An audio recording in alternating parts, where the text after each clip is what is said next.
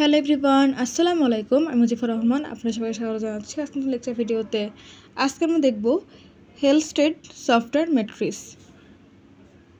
Morris Harvard Halstead brought Halstead software matrix concept in 1977 to measure the software matrices. অর্থাৎ এই হেলস্টেড একজন বৈজ্ঞানিক, যে কিনা এই একটা সফটওয়্যার ম্যাট্রিক্স কনসেপ্টের উদ্ভাবক, যেটা 1977 সালে উদ্ভাবন করছে যে একটা সফটওয়্যারের মেজারমেন্টে কীভাবে করা যায়, মানে সফটওয়্যারটার কমপ্লেক্সিটি কেমন, সফটওয়্যারটা কীভাবে কাজ করে, মানে এই কাজগুলো হচ্ছে সেখানে চেক করা হয়। তা আগে এই কাজটা করা হতো এলওসির মাধ্যমে, অর্থাৎ লাইন অফ কোডের মাধ্যমে, লাইন বাই লাইন কোডকে মেজার করা হতো। দেন সেখান থেকে বোঝা যেত যে আমাদের যে কোডটা থাকবে সোর্স কোড, সেটা কতটুকু কমপ্লেক্স বা কীভাবে কী হচ্ছে না হচ্ছে এগুলো বোঝা যেত। তো হেলস্টেড একটা মানে সফটওয়্যার ম্যাট্রিক্স সিস্টেম এর উদ্ভাবন করছে, যার মাধ্যমে আমরা কিছু সূত্র ইউজ করে খুব ইজিলি প্রোগ্রামের লেন্থ, তারপরে হচ্ছে প্রোগ্রামের সাইজ, ভলিউম বা প্রোগ্রামের লেভেল, কতটুকু টাইম লাগছে, এগুলো আমরা খুব ইজিলি ক্যালকুলেট করতে পারি। ঠিক আছে, তো এটার জন্য আমাদের মেনলি এই চারটা জিনিস খুব বেশি ইম্পর্টেন্ট।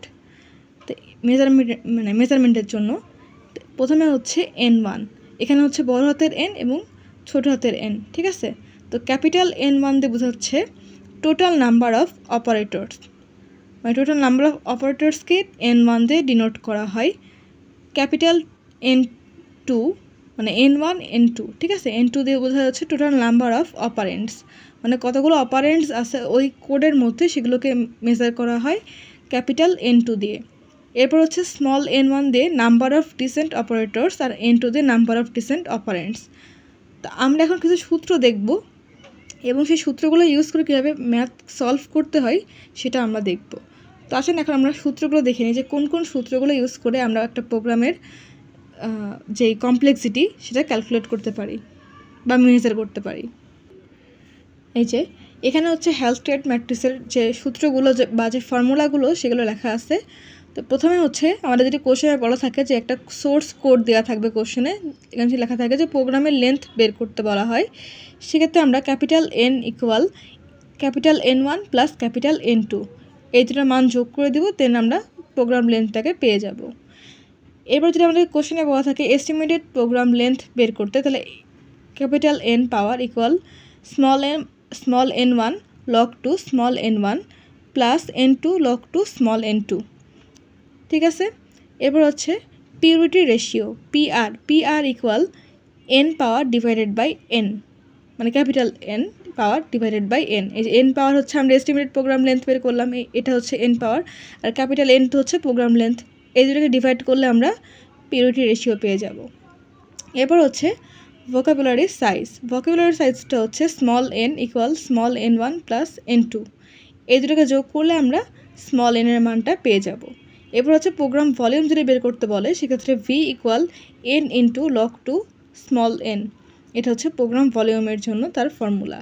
প্রোগ্রাম লেন্থ বের করতে বললে L equal small n divided by small n1 divided by small n2, এটাকে ডিভাইড করলে আমরা প্রোগ্রাম লেভেলটাকে পেয়ে যাব। এরপর হচ্ছে এস্টিমেটেড প্রোগ্রাম লেভেল বললে হচ্ছে L power equal 2 into small n2 divided by small n1 into capital N2।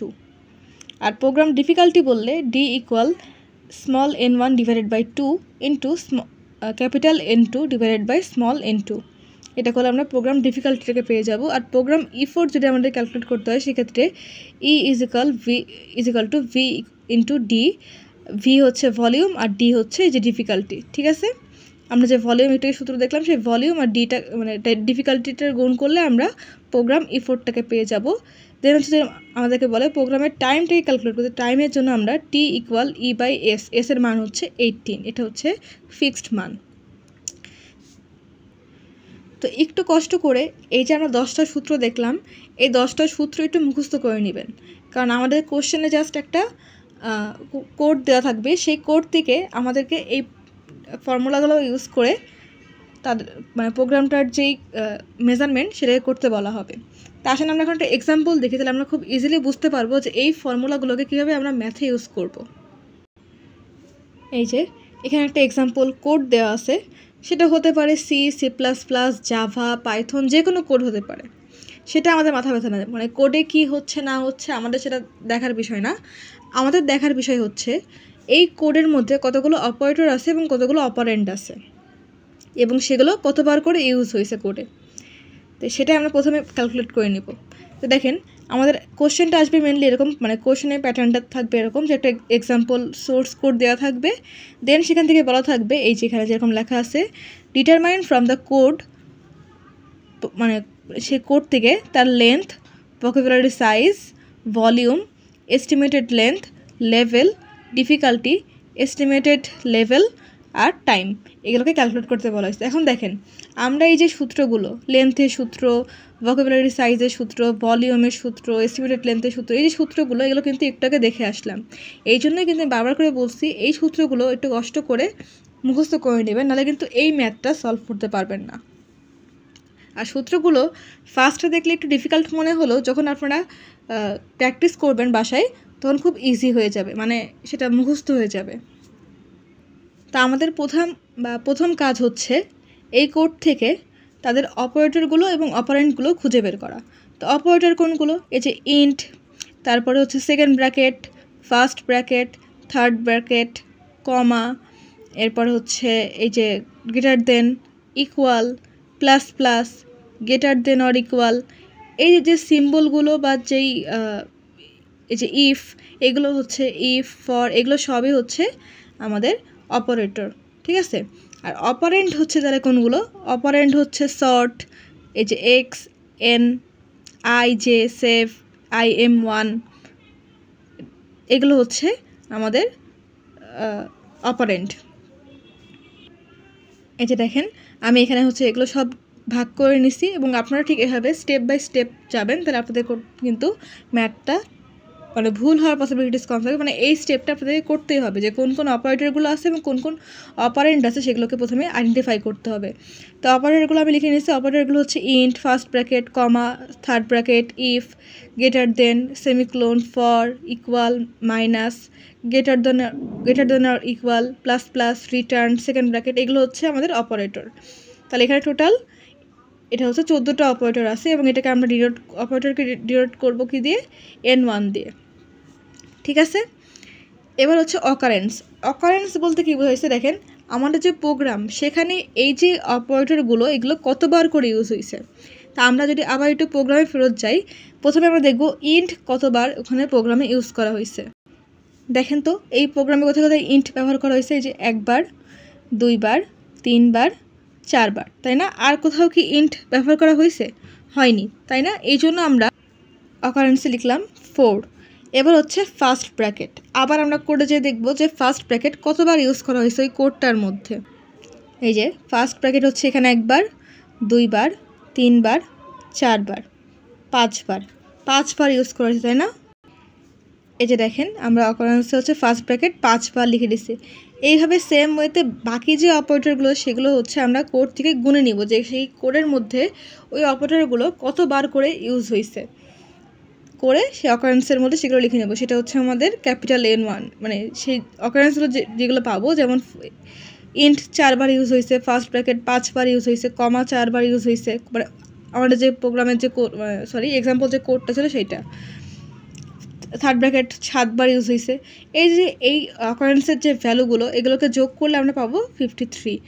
এই যে যোগফলটা এটাই হচ্ছে আমাদের ক্যাপিটাল N1, ঠিক আছে। এরপর হচ্ছে অপারেন্ট একটু আগে দেখালাম আপনাদেরকে যে sort, x, N, I, J, save, IM1 বা 2, 1, 0, এই যে সংখ্যাগুলো নিউমেরিক যে ভ্যালুগুলো সেগুলো হচ্ছে অপারেন্ডের মধ্যে পড়বে, ঠিক আছে। তাহলে এইগুলো হচ্ছে দেখেন 1টা, 2টা, 3টা, 4টা, 5টা, 6টা, 7টা, 8টা, 9টা, 10টা। তাহলে N2 মান হচ্ছে 10। আর এখানে আমাদের অপারেটর ছিল কত? 14, তাই না? এই যে 1টা, 2টা, 3টা, 4টা, 5টা, 6টা, 7টা, 8টা, 9টা, 10টা, 11টা, 12টা, 13টা, 14টা। তাহলে এখানে 14টা আছে। ঠিক আছে, তাহলে আমরা পেয়ে গেলাম ক্যাপিটাল এন স্মল n1 হচ্ছে 14টা আর স্মল n2 হচ্ছে 10টা। আর এই অপারেটরসগুলোর যে অকারেন্সগুলো মানে কতবার করে কোডে আসছে সেগুলো যে আমরা ক্যালকুলেট করলাম, সেটাকে যদি আমরা সাম করি সেক্ষেত্রে আমরা ক্যাপিটাল n1 পেয়ে যাচ্ছি। আর এই যে অপারেন্টগুলো মানে short x N I J, যেমন ধরেন শর্ট এই লেখাটা আমাদের প্রোগ্রামে দেখি তো কয়বার আসছে, দেখেন একবারই ইউজ হয়েছে, আর কোথাও কি শর্ট ইউজ হয়েছে? হয়নি, তাই না? এই জন্য হচ্ছে আমরা এখানে লিখলাম অকারেন্সে 1। এখন দেখব এক্স কতবার ইউজ হয়েছে আমাদের প্রোগ্রামে। দেখেন এখানে একবার এক্স ইউজ হয়েছে, একবার। এরপরে হচ্ছে আর কোথায় হয়েছে, আর ইউজ হয়েছে হচ্ছে এখানে 2 3 4 5 6 7, তাই না? 7বার ইউজ হয়েছে। তাহলে এই জন্য আমরা এখানে এক্সের জায়গায় অকারেন্স লিখলাম 7। এরকমভাবে প্রতিটা অপারেন্ডের জন্য আমরা সেমভাবে তার অকারেন্সগুলো লিখে নিব যে কতবার করে সেগুলো ওই প্রোগ্রামটাতে ইউজ করা হয়েছে। দেন আমরা যে অকারেন্সগুলো পেয়ে যাব সেগুলোর জন্য এখন আমরা সাম করব। সাম করার পর যে রেজাল্ট হবে সেটা হচ্ছে আমাদের ক্যাপিটাল n2 র মান, যেটা কিনা এই প্রোগ্রামের জন্য আসছে n2 র মান 38। তাহলে দেখেন আমরা small n1 capital n1, small n2 capital n2, চারটার মানই পেয়ে গেছি। তাহলে আমরা যে এতক্ষণ যে লগুলো দেখছিলাম একটু আগে, সেই লগুলো ইউজ করে এখন আমরা আমাদের কোশ্চেনে যেগুলো চাওয়া হয়েছে, প্রথমে চাওয়া হয়েছে প্রোগ্রামের লেন্থ, তারপর হচ্ছে vocabulary size, volume, estimate length, এই জিনিসগুলো এখন ইজিলি বের করতে পারবো বা ফাইন্ড আউট করতে পারবো। তাছাড়া আমরা এখন এগুলোকে নির্ণয় করে যে কীভাবে এই লেন্থগুলো আমরা বের করতে পারি। তো প্রথমে দেখে নেব লেন্থের সূত্রটা কী। তো দেখেন আমরা একটু আগে দেখতেছিলাম যে প্রোগ্রাম লেন্থের সূত্র হচ্ছে capital N is equal two n1, মানে capital n1 plus capital n2, তাই না? তো দেখেন n1 n2 মান কিন্তু আমরা পেয়ে গেছি, তাই না?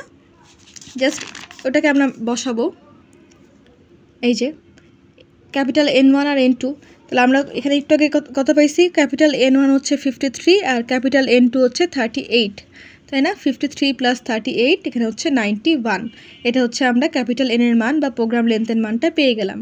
এবার আমাদের কোশ্চেনে কি চাওয়া হয়েছিল, কোশ্চেনে চাওয়া হয়েছিল হচ্ছে এই যে লেন্থ বের করে ফেললাম। এবার হচ্ছে ভোকাবুলারি সাইজের সূত্রটা হচ্ছে small n is equal two small n1 plus small n2। তো দেখেন আমরা এখানে একটাকে বের করলাম, স্মল n1 হচ্ছে 14 আর স্মল n2 হচ্ছে 10, তাই না? তাহলে 14 এই যে n1 প্লাস n2, তাহলে 14 প্লাস 10, তাহলে এখানে আসছে 24। এরপর আমাদের কোশ্চেনে বলা ছিল কি বের করতে বলা হয়েছিল, কোশ্চেনে আমাদেরকে বলা হয়েছিল ভোকাবুলারি সাইজ বের করলাম। এরপর হচ্ছে ভলিউমের জন্য আমরা জানি সূত্র হচ্ছে v is equal to capital N into log two small n, তাই না? তাহলে ক্যাপিটাল N এর মান আমরা একটু আগে বের করলাম, প্রোগ্রাম লেন্থটা এই যে ক্যাপিটাল N, তাহলে 91 ইন্টু লগ টু, সূত্রের log two into small n হচ্ছে ভোকাবুলারি সাইজ। তাহলে স্মল nটা আমরা একটু আগে বের করলাম 24, তাহলে এখানে হচ্ছে 24। এটাকে আমরা জাস্ট ক্যালকুলেশন করলে আমাদের উত্তরটা আসবে 417.23। এটা হচ্ছে বিট, কারণ ভলিউমকে আমরা বিটে ক্যালকুলেট করি, তাই না? এরপর হচ্ছে আমাদের কোশ্চেনে বলা ছিল এস্টিমেটেড লেন্থ মানে প্রোগ্রাম লেন্থ বের করতে। এই যে ভলিউমের পরে এস্টিমেটেড লেন্থ, এস্টিমেটেড প্রোগ্রাম লেন্থের সূত্রটা হচ্ছে capital N power equal to small n1 log two small n1 plus small n2 log two small n2। আমি এই জন্যই বারবার বলছি আপনাদের কিন্তু এই 10টা সূত্র আমি যে প্রথমে দেখাই দিচ্ছি, 10টা সূত্রই কিন্তু মুখস্থ করতে হবে, কারণ কোনটা কোশ্চেনে চাওয়া হবে সেটা তো কিন্তু আমরা কেউ জানি না, তাই না? কারণ সবগুলো সূত্রই আমাদেরকে মনে রাখতে হবে যাতে যেটাই আসুক না কেন আমরা সেটাকে অ্যান্সার করতে পারি, কারণ আমরা তো মান জেনেই গেছি। সূত্র জানা থাকলে জাস্ট সেগুলোতে ভ্যালু বসে আমরা ক্যালকুলেশন করলে আমাদের অ্যান্সারটা কিন্তু হয়ে যাচ্ছে। এই জন্য হচ্ছে আমাদের যেই সূত্রগুলো সেগুলো কিন্তু খুবই ইম্পর্টেন্ট, ওগুলো একটু কেয়ারফুলি মেমোরাইজ করবেন। তো n1 এর মান আমরা জানি, এই যে স্মল n1 হচ্ছে 14 আর স্মল n2 হচ্ছে 10, তাহলে n1 হচ্ছে 14 লগ টু 14 আর n2 এর মান হচ্ছে 10 লগ টু 10। এটাকে ক্যালকুলেশন করলে পাচ্ছি 86.51। এরপর আমাদের কোশ্চেনে বলা ছিল প্রোগ্রাম লেভেল বের করতে। তো L equal small n2 divided by small n1 divided by small n2। তাহলে n1 আর n2 এর মান আমরা জানি 14/10, n1 হচ্ছে 14, n2 হচ্ছে 10, তাহলে 14/10 করলে কত পাচ্ছি 1.4। এটা হচ্ছে প্রোগ্রামের লেভেল। এবারে কোশ্চেনে বলা ছিল প্রোগ্রামের ডিফিকাল্টি বের করতে। ডিফিকাল্টি সূত্র আমরা জানি D = n1/2 into capital N2 divided by small n2, এই সূত্রটা, তাই না? এখন জাস্ট এই সূত্রের মধ্যে মান বসাবো। তাহলে স্মল n1 এর মান কত, 14 ডিভাইডেড বাই 2 তো সূত্রের 2 ইন্টু ক্যাপিটাল N2 এর মান হচ্ছে 38 ছিল, ডিভাইডেড বাই স্মল n2 এর মান 10 ছিল।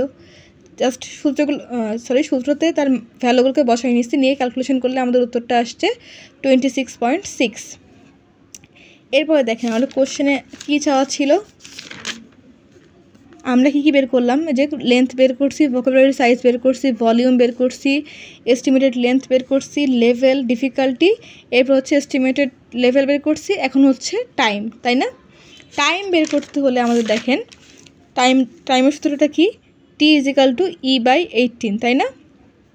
তো এখন এই যে E/18 তো ফিক্সড মান, বাট এর মান কি আমরা জানি?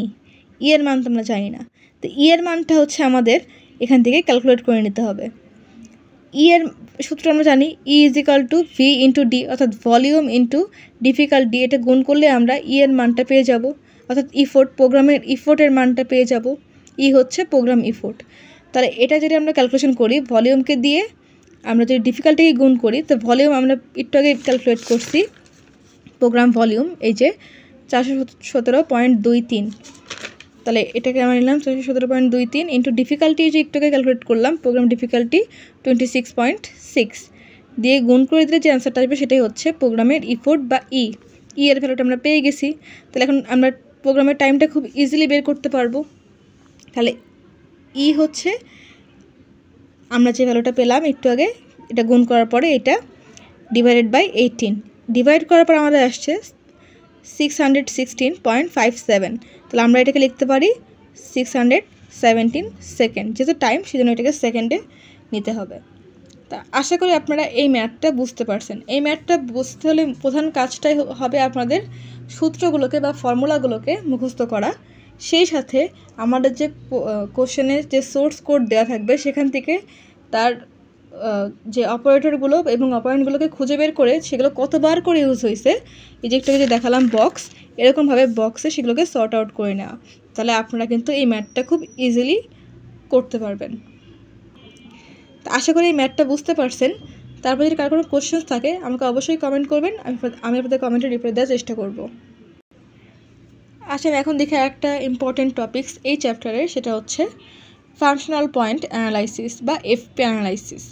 Functional point analysis is a software size measurement technique that evaluates the functionality provided to the user based on logical design. অর্থাৎ লজিক্যাল যে ডিজাইন সেটার উপরে তার যে ফাংশনালিটিসগুলো কাজ করে সেটা হচ্ছে মেজারমেন্ট করার জন্য আমরা মেনলি ফাংশনাল পয়েন্ট অ্যানালাইসিসটাকে ব্যবহার করি। It was introduced by Alan Albert at IBM in 1970, অর্থাৎ 1970 সালে অ্যালান অ্যালবার্ট নামে একজন বিজ্ঞানী এটা IBM-এর সাথে সেটাকে ইন্ট্রোডিউস করা যায়, যে FP অ্যানালাইসিস বা ফাংশনাল পয়েন্ট অ্যানালাইসিস করার মাধ্যমে আমরা একটা সফটওয়্যার খুব ইজিলি মেজারমেন্ট করতে পারি। তো এটার মেইন পারপাসটা হচ্ছে estimate project size and effort, evaluate software productivity, estimate cost and development time. এগুলোকে মেনলি ইভালুয়েট করার জন্যই আমরা এই ফাংশনাল পয়েন্ট অ্যানালাইসিসটাকে ইউজ করি। তা আসেন এখন আমরা দেখি ফাংশনাল পয়েন্ট অ্যানালাইসিসের কিছু টাইপস আছে, মেনলি দুই ধরনের, একটা হচ্ছে ট্রানজ্যাকশনাল ফাংশনাল টাইপ আর একটা হচ্ছে data functional type. Transactional functional type আবার তিনটা টাইপসে, সেটা হচ্ছে এক্সটার্নাল ইনপুট বা EI, ইনপুট ফ্রম ইউজার, অর্থাৎ আমরা যে ইউজার থেকে যে ইনপুটগুলো নিই সেটাই হচ্ছে এক্সটার্নাল ইনপুট, তাই না? যেমন ফর্মের মাধ্যমে বা ডেটা এন্ট্রির মাধ্যমে আমরা ইউজার থেকে ইনপুট নিই। এরপর হচ্ছে এক্সটার্নাল আউটপুট বা EO, output send to user, অর্থাৎ ইউজার যে আউটপুটগুলো সে দেখতে পারে সেগুলোই হচ্ছে এক্সটার্নাল আউটপুট। ঠিক আছে, সেই আউটপুটগুলো কেমন হতে পারে, রিপোর্ট হতে পারে, মেসেজ হতে পারে, এগুলো হচ্ছে আউটপুটের এক্সাম্পল।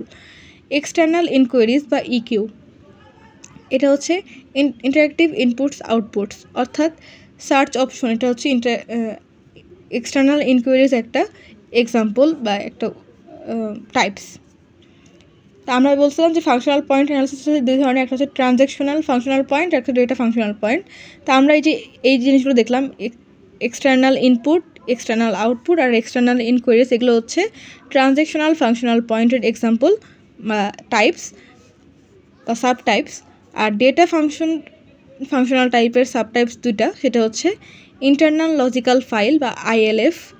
এটা কী কাজ? Data store and maintain within the system. আর সিস্টেমে ডেটা কীভাবে স্টোর হবে, সেটা কীভাবে মেনটেন হবে, সেটা মেনলি এই ইন্টারনাল লজিক্যাল ফাইল কাজ করে থাকে। আর আরেকটা সাব টাইপ হচ্ছে এক্সটার্নাল ইন্টারফেস ফাইল বা ELF। এটা কী জন্য ইউজ করা হয়? Data use from other system, অন্য সিস্টেম থেকে ডেটাকে ইউজ করার জন্য এই এক্সটার্নাল ইন্টারফেস ফাইল ইউজ করা হয়। তো এটাই ছিল mainly types of functional point analysis. তো এখন কথা হচ্ছে এই ফাংশনাল পয়েন্ট অ্যানালাইসিস থেকে কী টাইপের কোশ্চেন আসবে।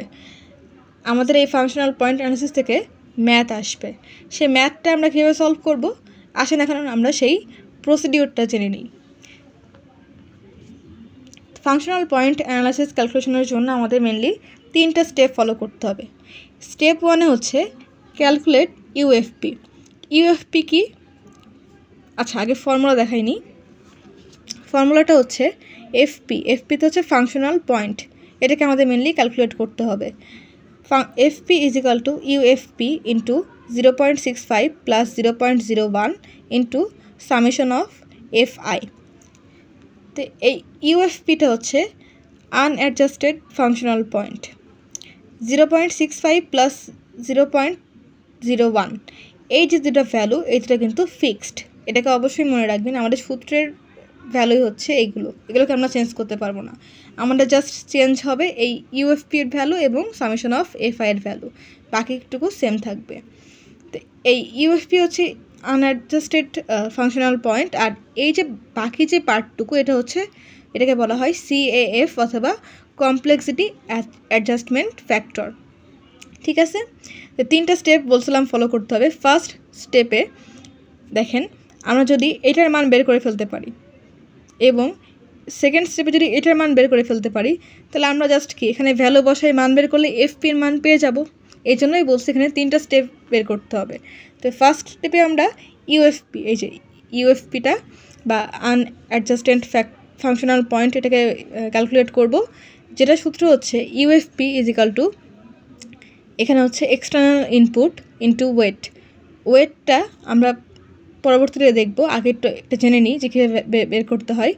আমরা যে ইন্টারনাল ইনপুট কোশ্চেনে দেওয়া থাকবে, সেটার সাথে ওয়েট গুণ করতে হবে, প্লাস ইন্টারনাল এক্সটার্নাল ইনপুটের সাথে ওয়েট গুণ করবো, প্লাস এক্সটার্নাল আউটপুটের সাথে ওয়েট গুণ করবো, প্লাস এক্সটার্নাল ইনকোয়ারির সাথে ওয়েট গুণ করবো, প্লাস এখানে হচ্ছে ইন্টারনাল লজিক্যাল ফাইলের সাথে ওয়েট গুণ করবো, এবং লাস্টে হচ্ছে এক্সটার্নাল ইন্টারফেস ফাইল। এই যে আমরা যে 5টা টাইপ দেখলাম, এগুলোর সাথেই মেনলি ওয়েট গুণ করতে হবে। অ্যান্ড কোন ওয়েট গুণ করবো সেটা কোশ্চেনে দেওয়া থাকবে এবং একটা বক্স আছে, সেটাকে আমাদেরকে মেমোরাইজ করতে হবে। তো এটা হয়ে গেল আমাদের স্টেপ 1-এর কাজ।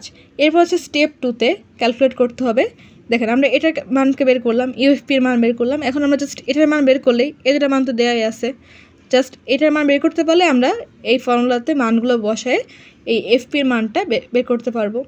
তো এখন আমাদের সেকেন্ড স্টেপে কাজ হচ্ছে সামেশন অফ এফআই এর মানটা বের করা। সামেশন অফ এফআই এর মান হচ্ছে 14 ইন্টু VAF, অর্থাৎ VAF হচ্ছে ভ্যালু অ্যাডজাস্টমেন্ট ফ্যাক্টর। 14 হচ্ছে আমাদের ফিক্সড মান। এটার সাথে VAF এর একটা টেবিল আছে, সেই টেবিলের মানটাকে বসাই দিলেই আমাদের F1 এর মানটা পেয়ে যাব। F1 তো না, FI এর মানটা পেয়ে যাব। তাহলে দেখেন, আমরা ইউএফপি এবং FI এর মানটা পেয়ে গেলাম। তাহলে দেখেন, এটার মান এবং এটার মান পেয়ে গেলে আর তো কোনো মান বের করার নেই, জাস্ট এখানে ক্যালকুলেশন করলে আমরা এফপির মানটা পেয়ে যাব।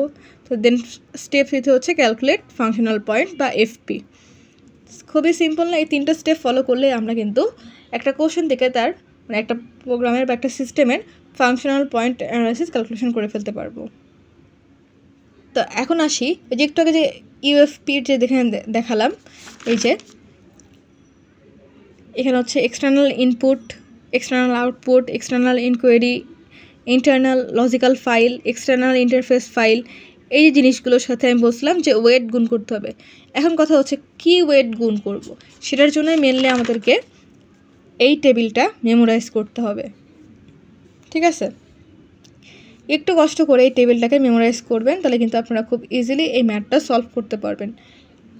এই টেবিলটা এবং ভ্যালু অফ VAF অর্থাৎ ভ্যালু অ্যাডজাস্টমেন্ট ফ্যাক্টরের যে টেবিলটা, এই দুটো টেবিল মুখস্থ করতে পারলেই আপনারা এই ম্যাথটা কিন্তু কোশ্চেনে যে ভ্যালু দেওয়া থাকবে সেটার সাথে কম্পেয়ার করে খুব ইজিলি ম্যাথটা সলভ করতে পারবেন। তো ওয়েটগুলো দেওয়া আছে, আমাদের কোশ্চেনে দেওয়া থাকবে যে সেই সিস্টেমের জন্য আমরা কীরকম টাইপের অ্যাট্রিবিউট ইউজ করব, সিম্পল, অ্যাভারেজ নাকি কমপ্লেক্স। সিম্পলের জায়গায় লো থাকতে পারে, কমপ্লেক্সের জায়গায় হাই থাকতে পারে, এটা কিন্তু কনফিউজড হবেন না। আপনারা জাস্ট এই ভ্যালুগুলোকে মনে রাখবেন, তাহলে আপনারা কিন্তু খুব ইজিলি ম্যাথ করতে পারবেন।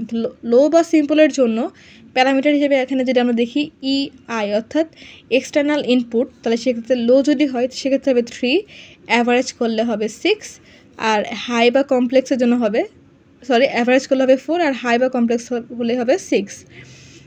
এক্সটার্নাল আউটপুটে হচ্ছে লো বা সিম্পলের জন্য হচ্ছে 4, অ্যাভারেজের জন্য 5, আর হাই বা কমপ্লেক্সের জন্য 7। এরপর হচ্ছে এক্সটার্নাল ইনকোয়ারিজ, লো বা সিম্পলের জন্য 3, অ্যাভারেজের জন্য 4, হাই বা কমপ্লেক্সের জন্য 6। এটা হচ্ছে ইন্টারনাল লজিক্যাল ফাইল, এখানে লো বা সিম্পলের জন্য 7, অ্যাভারেজে 10, আর হাই বা কমপ্লেক্সে 15। এবার হচ্ছে ইন্টারনাল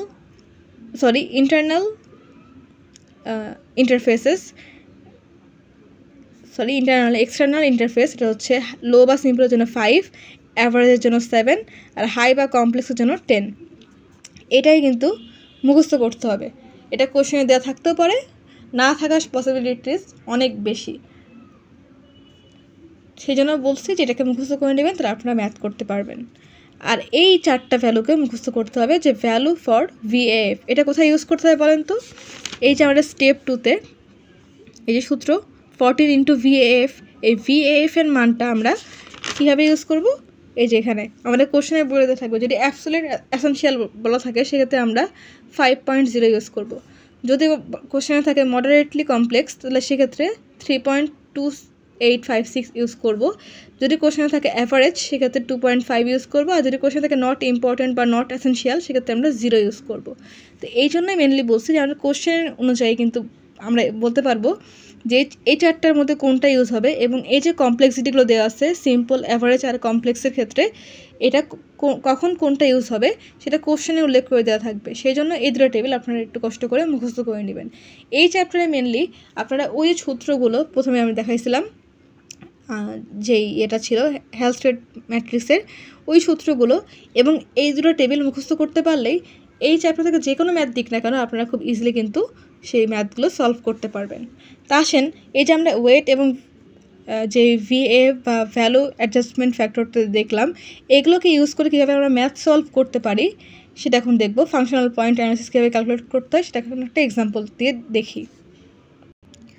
তো দেখেন এখানে একটা এক্সাম্পল আছে, suppose a system has 3 internal input, অর্থাৎ এটা কি ইন্টারনাল ইনপুট মানে EI, তাই না।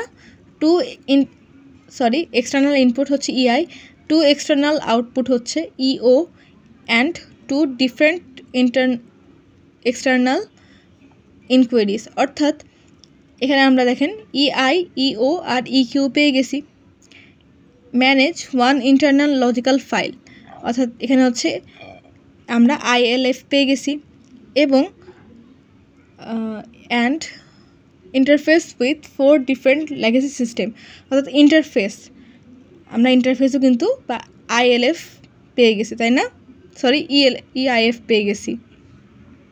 এই যে আমরা এই 5টা মান কিন্তু এই কোশ্চেনে পেয়ে গেছি, ঠিক আছে। এখন এখান থেকে আমাদেরকে কোশ্চেনে বলা হয়েছে FP matrix while considering the parameter of complexity as simple। দেখেন কমপ্লেক্সিটি কিন্তু সিম্পল বলা আছে, তাই না। তাহলে আমরা এখানে এই অ্যাট্রিবিউটের মানে এই 5টা অ্যাট্রিবিউটের জন্য এই সিম্পল যে ভ্যালুগুলো সেগুলোকে ইউজ করব। এবং আরেকটা কী দেওয়া আছে VAF অর্থাৎ ভ্যালু অ্যাডজাস্টমেন্ট ফ্যাক্টর দেওয়া আছে কি অ্যাজ মডারেটলি কমপ্লেক্স। দেখেন মডারেটলি কমপ্লেক্স বলে আমরা এই ভ্যালুটাকে ইউজ করব। এই জন্যই বারবার বলছি, আমাদের কোশ্চেনে কিন্তু উল্লেখ করে দেওয়া থাকবে যে সিম্পল বা অ্যাভারেজ বা হাই বা কমপ্লেক্স টাইপের কমপ্লেক্সিটি ইউজ করতে, সেক্ষেত্রে আমাদের যেটা ইউজ করতে বলে সেটাকে ইউজ করব। আর ভ্যালু অ্যাডজাস্টমেন্ট ফ্যাক্টর সেটা কিন্তু কোশ্চেনে দেওয়া থাকবে এরকমভাবে, যেরকম দেওয়া ছিল এখানে যে মডারেটলি কমপ্লেক্স। এখানে মডারেটলি কমপ্লেক্সের জায়গায় অ্যাবসলিউট এসেনশিয়াল বা অ্যাভারেজ এগুলো দেওয়া থাকতে পারে, বা নট ইম্পর্টেন্ট দেওয়া থাকতে পারে। তো এগুলোকে কিন্তু খুব ভালো করে কেয়ারফুলি মুখস্থ করবেন, কারণ এগুলো আমাদের ম্যাথ সলভ করতে লাগবে। তা আমাদের কী বলছিলাম যে আমাদের 3টা স্টেপ ফলো করতে হবে এই ম্যাথটাকে সলভ করতে গেলে। স্টেপ 1-এ হচ্ছে এখানে ইউএফপি হবে, পিএফ লিখছি এখানে, ইউএফপিটা ক্যালকুলেট করতে হবে। ইউএফপি ক্যালকুলেট করার জন্য আমাদের প্যারামিটারগুলো আমরা পেয়ে গেছি, এই যে external input, external output, external inquiries, internal logical file and interface, 5টাই পেয়ে গেছি। তাহলে আমরা এখানে শর্ট ফর্মগুলো লিখে নিলাম। এখন তার কাউন্টগুলো লিখব। কাউন্ট কোথা থেকে পাবো? এই যে কোশ্চেনে দেখেন দেওয়া আছে 3 2 2 1 4, 3 2 2 1 4 লিখে নিচ্ছি। এখন হচ্ছে ওয়েট ফ্যাক্টর। ওয়েট ফ্যাক্টরটা কোথা থেকে লিখবো? এই যে আমরা যে সূত্রটা যে টেবিলটা মুখস্থ করতে বলছিলাম সেই টেবিল থেকে, ওয়েট ফর 5 FP অ্যাট্রিবিউটস। এই যে 5টা অ্যাট্রিবিউট, এর জন্য যে আমাদের 5টা সিম্পলের যে ছিল, ওয়েট ছিল, সেটাকে লিখে নিব। কেন সিম্পল ইউজ করছি? কারণ কোশ্চেনে আমাদেরকে কমপ্লেক্সিটি অ্যাজ সিম্পল লেখা ছিল। তাহলে আমাদের সিম্পলের যেই কমপ্লেক্সিটিটা বা ওয়েটটা সেটাকে নিতে হবে। তাহলে আমরা এখানে দেখেন কি আছে, সিম্পলের ক্ষেত্রে 3 4 3 7 5। তাহলে এখানে আমরা 3 4 3 7 5 নিয়ে নিছি। এখন হচ্ছে টোটাল কীভাবে ক্যালকুলেট করব? জাস্ট এই কাউন্টের সাথে ওয়েট ফ্যাক্টরকে গুণ করব। 3 × 3 9, 2 × 4 8, 2 × 3 6, 1 × 7 7, 4 × 5 20, তাই না? এখন দেখেন এই টোটালটাকে যদি আমরা যোগ করি, 9 + 8 + 6 + 7 + 20 যোগ করলে আমাদের আসছে টোটাল ইউএফপি, এটা হচ্ছে 50 পাচ্ছি। তাই দেখেন আমরা এখান থেকে কিন্তু খুব ইজিলি এই ওয়েটটাকে ইউজ করে, এই ওয়েট টেবিল থেকে ওয়েটকে ইউজ করে আমরা ইউএফপিকে ক্যালকুলেট করে ফেললাম। আমাদের ফার্স্ট স্টেপের কাজ শেষ, তাই না? এখন কি দেখব? আমরা সেকেন্ড স্টেপের কাজ দেখব। সেকেন্ড স্টেপে আমাদের সামেশন অফ এফআই ক্যালকুলেট করতে হবে। তো সূত্র আমরা জানি 14 × VFA, তাই না? Value adjustment factor.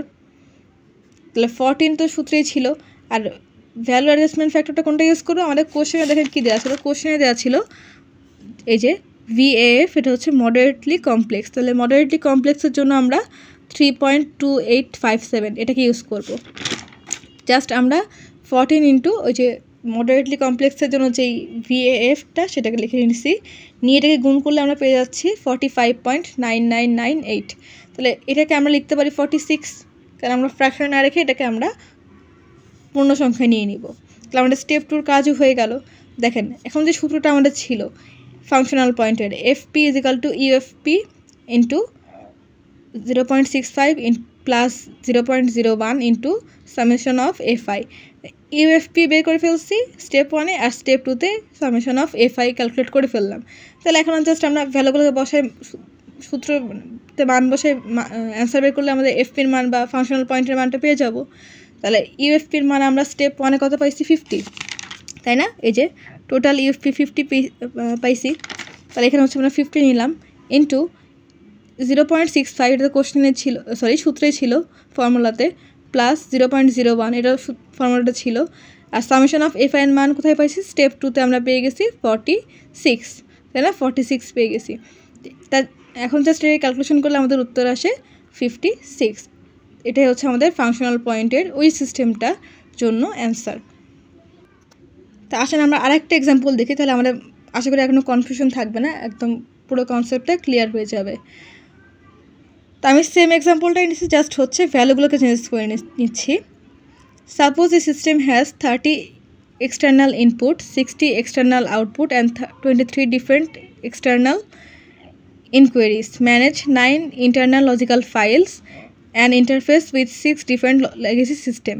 অর্থাৎ এখানে দেখেন আমরা কী কী পাচ্ছি, ইন্টারনাল ইনপুট অর্থাৎ EI পেয়ে যাচ্ছি, ইন্টারনাল আউটপুট EO পেয়ে যাচ্ছি, এরপর হচ্ছে ইন্টারনাল ইনকোয়ারিজ EQ পেয়ে যাচ্ছি, এরপর হচ্ছে ইন্টারনাল লজিক্যাল ফাইল 9, এটা হচ্ছে আমাদের কি ILF পেয়ে যাচ্ছি, আর হচ্ছে ইন্টারফেস EIF পেয়ে যাচ্ছি 6, তাই না? আমরা 5টা জিনিসই কিন্তু পেয়ে যাচ্ছি। এখন আমাদের দেখেন কোশ্চেনে কি বলা আছে, calculate FP matrix while considering the parameter of complexity as complex. দেখেন এখানে আগেরটাই কি ছিল, কমপ্লেক্সিটি সিম্পল দেওয়া ছিল, এখানে কমপ্লেক্সিটি হিসেবে কমপ্লেক্স দেওয়া আছে, ঠিক আছে? Complexity as complex and VAF অর্থাৎ ভ্যালু অ্যাডজাস্টমেন্ট ফ্যাক্টর বলা হয়েছে কি, ভ্যালু অ্যাডজাস্টমেন্ট ফ্যাক্টর হিসেবে অ্যাবসোলিউট এসেনশিয়াল যে ইয়েটা সেটাকে ভ্যালুটা সেটাকে ইউজ করতে বলা হয়েছে। ক্লিয়ার? এখন আমাদের 3টা স্টেপ ফলো করতে হবে। ফার্স্টে হচ্ছে আমরা UFP ক্যালকুলেট করব, তো সেখানে আমরা প্যারামিটারগুলো লিখে নিচ্ছি EI, EO, EQ, ILF, EIF, মানে ইনপুট, আউটপুট, ইনকোয়ারি, ফাইল আর ইন্টারফেস। 5টা লিখে নিলাম। কাউন্টগুলো কোথা থেকে লিখবো, কাউন্টগুলো হচ্ছে এখান থেকে, এই যে 30, 60, 23, 9, 6 এগুলো লিখে নিচ্ছি, ঠিক আছে? এখন ওয়েট ফ্যাক্টর, ওয়েট ফ্যাক্টর কার উপর ডিপেন্ড করে লিখবো, এই যে আমাদের কোশ্চেনে দেওয়া আছে কমপ্লেক্সিটির উপর ডিপেন্ড করে লিখবো। কমপ্লেক্সিটি কী দেওয়া আছে, কমপ্লেক্স। তাহলে আমরা যেই ওয়েট টেবিলটা একটু আগে মুখস্থ করতে বলছিলাম সেখানে চলে যাই। দেখেন কমপ্লেক্সের জন্য এই যে আমাদের এই প্যারামিটারগুলোতে কমপ্লেক্সের জন্য আমাদের দেওয়া আছে কত, 6, 7, 6, 15, 10। জাস্ট এই ভ্যালুগুলোকে আমরা এই ওয়েট ফ্যাক্টরে লিখে নিচ্ছি, ঠিক আছে? এখন আমরা টোটাল বের করার জন্য এই কাউন্ট আর ওয়েট ফ্যাক্টরকে গুণ করব। 30 × 6 180, 60 × 7 420, 23 × 6 138, 9 × 15 135, 6 × 10 60। এই যে টোটালটাকে পেলাম 180 + 420 + 138 + 135 + 60, এটাকে যোগ করার পর যে অ্যান্সারটা আসবে সেটাই হচ্ছে টোটাল UFP বা আনঅ্যাডজাস্টমেন্ট ফাংশনাল পয়েন্ট আমরা পেয়ে গেছি, তাই না? এখন আমাদের সেকেন্ড স্টেপে কাজ কি, সামেশন অফ FI এর মান বের করা। এখন আমরা সেটা ক্যালকুলেট করব। স্টেপ 2তে সামেশন অফ FI এর মানটা আমরা বের করব, সেজন্য হচ্ছে এখানে আমাদের সূত্রটা বসাবো 14 × VAF, তাই না? তাহলে VAF এর মান কোথা থেকে ইউজ করব, আমাদের দেখেন কোশ্চেনে কি দেওয়া আছে, এই যে কোশ্চেনে দেওয়া আছে VAF অ্যাজ অ্যাবসোলিউট এসেনশিয়াল। তাই দেখেন আমরা একটু আগে যে ভ্যালুটা মুখস্থ করতে বলছিলাম, অ্যাবসোলিউট এসেনশিয়ালের জন্য VAF এর যে ভ্যালুটা সেটা হচ্ছে 5.0, তাই না? এই যে অ্যাবসোলিউট এসেনশিয়ালের, তাহলে এটাকে আমরা এখন জাস্ট ওই 14 এর সাথে গুণ করে দিব। তাহলে 14 × এই VAF এর মান অ্যাবসোলিউট এসেনশিয়ালে 5.0 গুণ করলে আমাদের এখানে আসছে 70, ঠিক আছে? তাহলে আমরা দেখেন সূত্রে যেটা ছিল functional point = UFP × 0.65 + 1.01 × summation of FI। FI এর মান পেয়ে গেছি স্টেপ 2তে, আর UFP এর মান পেয়ে গেছি স্টেপ 1-এ। জাস্ট ওই ভ্যালুগুলোকে বসে এখন ক্যালকুলেশন করলে আমাদের ফাংশনাল পয়েন্টের মানটা আমরা এখান থেকে জানতে পারবো, তাই না? তাহলে UFP এর মান দেখেন আমরা স্টেপ 1-এ কত পাইছি, 933, তাই না? তো আমরা এখানে 933 লিখে নিচ্ছি, ইন্টু 0.65 তো সূত্রে ছিল, প্লাস 0.01 এটাও সূত্রে ছিল, ইন্টু সামেশন অফ FI। এর মান, সামেশন অফ FI এর মান কোথায় পাইছি, এখানে 70 × 70।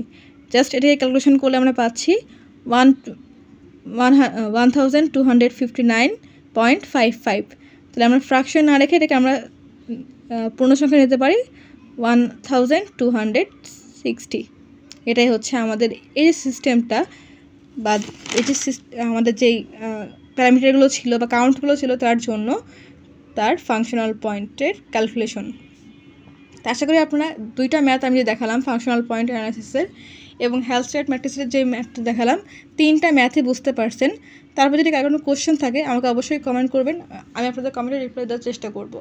তো আজকের ভিডিও এই পর্যন্তই। চ্যানেলটি এখন যারা সাবস্ক্রাইব করেন চ্যানেলকে প্লিজ সাবস্ক্রাইব করবেন, ভিডিওতে লাইক করবেন, কমেন্ট করবেন, শেয়ার করবেন।